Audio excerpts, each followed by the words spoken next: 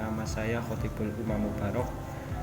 Saya dari Fakultas Ekonomi Bisnis Islam Universitas Profesor Kiai Haji Saifuddin Zuhri Purwokerto. Di sini saya akan menjelaskan tentang permasalahan ekonomi makro dan penyelesaiannya. Ekonomi makro membahas aktivitas perekonomian dalam skala besar.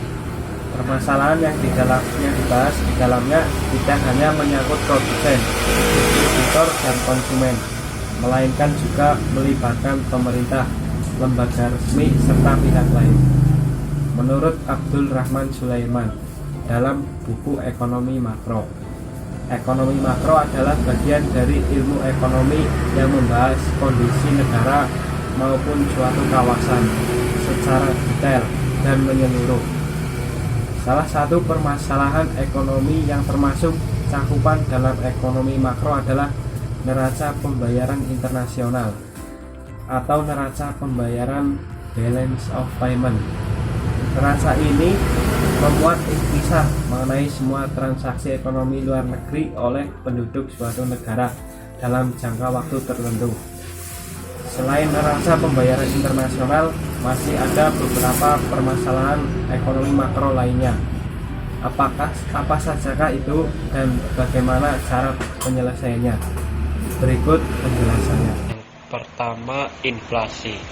Mengutip dari buku ajar teori ekonomi makro tahun 2018 karya Satar dan Silvana Kardinar Wijayanti.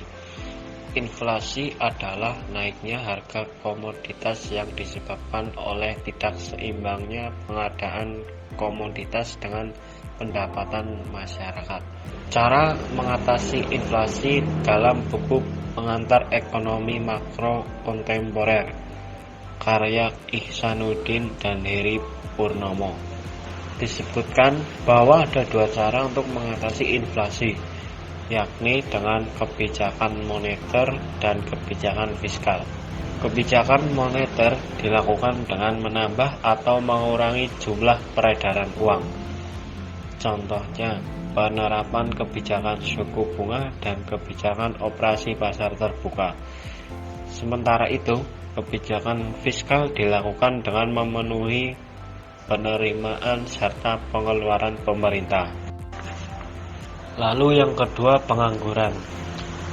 Masalah ini terjadi karena adanya kesenjangan penyediaan lapangan kerja dengan jumlah tenaga kerja yang mencari pekerjaan. Pengangguran juga disebabkan oleh kesenjangan informasi serta keahlian yang dimiliki. Cara mengatasi pengangguran diteruskan dalam buku Pusaran Pembangunan Ekonomi 2019 menuliskan jika secara umum pengangguran dapat diatasi dengan beberapa cara. Yang pertama, dengan menambah lapangan pekerjaan. Yang kedua, mengadakan pelatihan tenaga kerja. Yang ketiga, meningkatkan daya beli masyarakat. Yang keempat, membuka proyek umum oleh pemerintah. Yang kelima, memberi informasi secepat mungkin apabila lowongan kerja tersedia.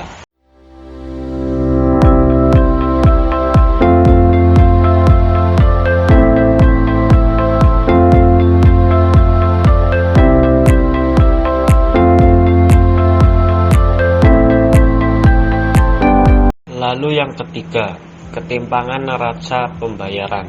Ketimpangan neraca pembayaran adalah kesenjangan antara jumlah perolehan ekspor dengan pembayaran untuk impor.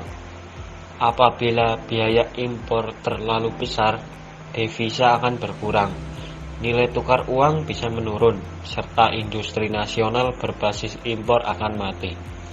Sedangkan jika nilai ekspor terlalu besar, maka uang lokal akan menguat terhadap mata uang luar negeri. Dampaknya, nilai impor akan naik sehingga membuat industri berbasis bahan baku dalam negeri menjadi mati. Cara mengatasi ketimpangan neraca pembayaran dengan menjaga nilai ekspor dan impor agar seimbang. Nilai ekspor tidak boleh lebih tinggi dibanding nilai impor. Begitu pula nilai impor yang harus tetap terkendali dan tidak boleh tinggi dibanding nilai ekspor.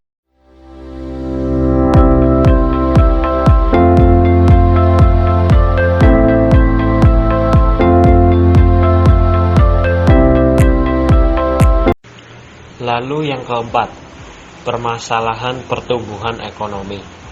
Salah satu permasalahan utama dalam pertumbuhan ekonomi adalah pembagian pendapatan nasional yang tidak merata, sehingga gross domestic product (GDP) tidak bisa dijadikan patokan tentang miskin atau kayanya sebuah negara. Cara mengatasi permasalahan pertumbuhan ekonomi adalah dengan mengendalikan pertumbuhan penduduk, meningkatkan teknologi yang tepat guna, serta meningkatkan jumlah produksi barang dan jasa.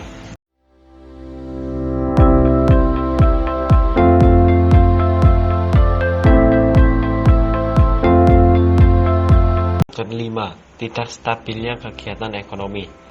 Kegiatan ekonomi yang tidak stabil, khususnya dalam hal produksi, dapat menimbulkan berbagai permasalahan. Salah satunya kebutuhan konsumsi masyarakat tidak terpenuhi. Akibat ketidakstabilan ini, pertumbuhan ekonomi menjadi terganggu. Cara mengatasi adalah dengan meningkatkan kegiatan produksi barang dan jasa, menjamin ketersediaan sumber daya alam manusia, serta meningkatkan tingkat konsumsi masyarakat.